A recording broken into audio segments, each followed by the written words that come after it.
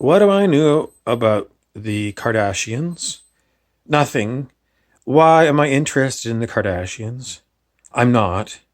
Why is it on my Instagram feed? The number one video for me to watch that already starts playing when I go into it is all about Kardashian Nation. Doesn't the algorithm realize that I've never even looked up Kardashians, not even once? And yet, that's what it gives me for number one. Is it true that the algorithms for various social media are smart? Or are they just dumb? I'd say dumb because I didn't watch the Kardashian video. It wasn't even the Kardashians, it was someone talking about Kardashian Nation.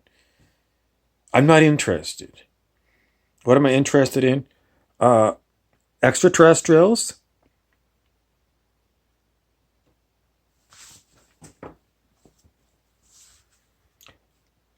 I'm interested in alligators.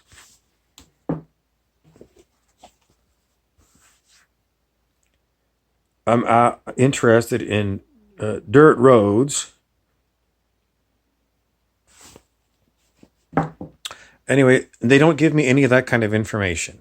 They give me Kardashians. So what does it mean? Is it really true that social media, the artificial intelligence algorithms don't work? Is it true that most of the accounts on these social media are fake?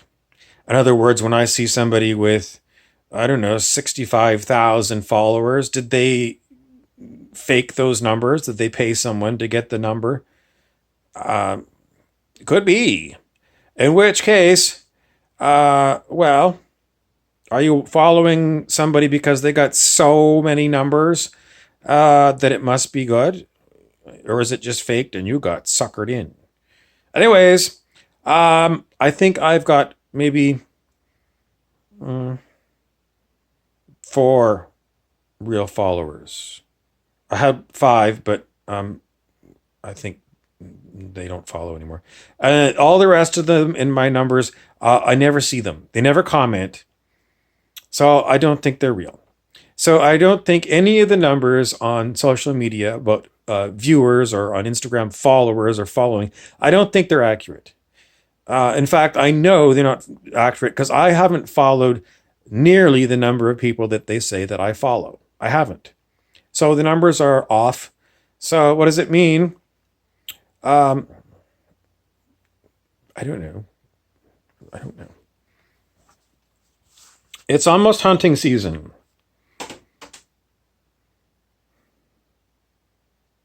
What do you need to know about hunting season? Uh, I don't know either. I gave up hunting when I was 20.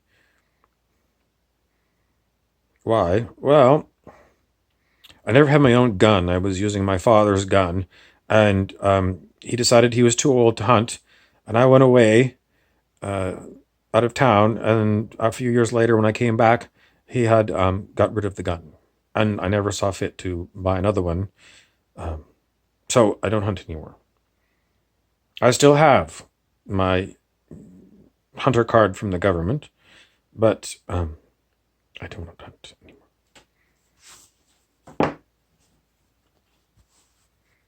Now, these little tabs that hang out, you're supposed to cut them off.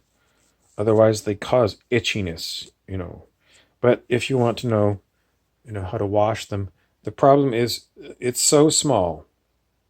It's so small, and the camera won't focus. Uh, I I can't wear little cheater glasses all the time. Okay, now what now? All right. Now, the last little bit is if I can't talk about far off, bizarre topics, then I have to talk about near topics. And the nearest topic seem to be about, I don't know, I look at what's trending on YouTube and I go, yawn. I mean, it's so boring. The same stuff that's trending on YouTube is like mainstream news, or I don't know. It's just it's not interesting. What would be interesting to me? Um, I don't really want to watch travel shows. I want to like go travel, and I want to, go there with, you know. Anyway, it's not going on right now, and I'm really tired of watching boring videos. This hat of the alien I also call alienation.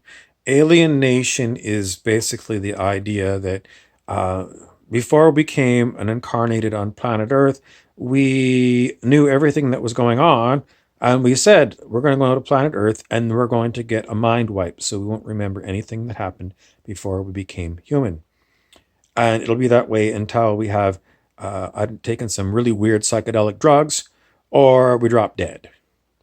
And then before we came and got born on planet Earth, we made agreements with other people who were going to be, people on planet Earth during our lifetime that we would meet up. I'm going to meet you when I'm 16.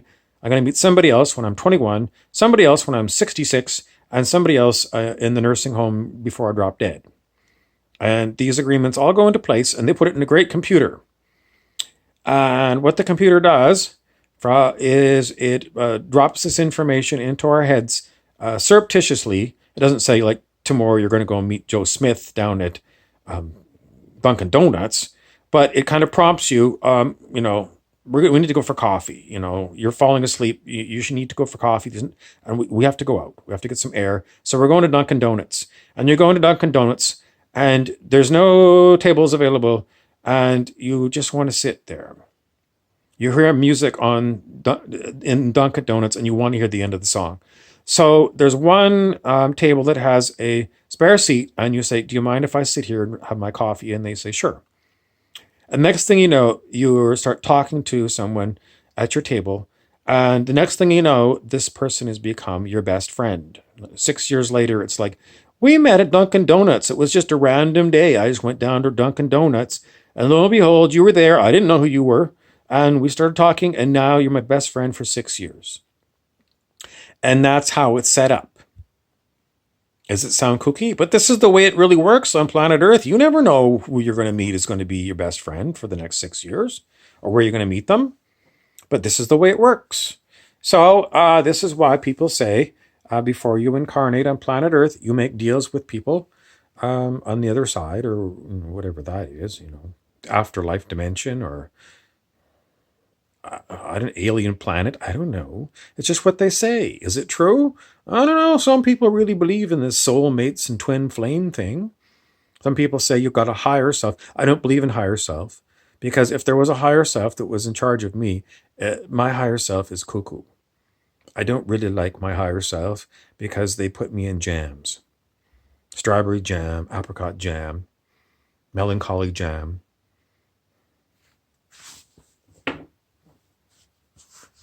Okay, if I was going to go hunting, my former boss, when I worked in the oil business, said, was it caribou? Elk. He thought elk hunting would be a good idea. You're going to need like a 303 rifle to take down an elk. I don't have one. You got to like buy all the clothing. You got to have. Then you got to. What do you do if you actually kill the thing and it's way off in the forest somewhere, or a mountain range? I mean, if it's on a mountain range, how are you going to get your four-wheeler in there? You're going to have to cut the thing up into a million pieces so that you can haul it in your pack sack. It seems like too much work, really. Okay, I can't figure out how to get involved with car racing. I know many people love NASCAR. There's no NASCAR anywhere near me. I could drive 500 miles and there's still no NASCAR. I'd have to go 1,000 miles, maybe 1,000 miles before I get to NASCAR. Seriously, I live so far in the middle of nowhere. Indianapolis, is it 1,000 miles? I bet you Indianapolis is more than 1,000 miles from me. It is so far from me. It is unbelievable. I just live in the middle of nowhere. Seriously. So anyway, getting involved with car racing, um, speed limit's 55. That's all I got for you today. I'm Mary Had a Little Lemmy.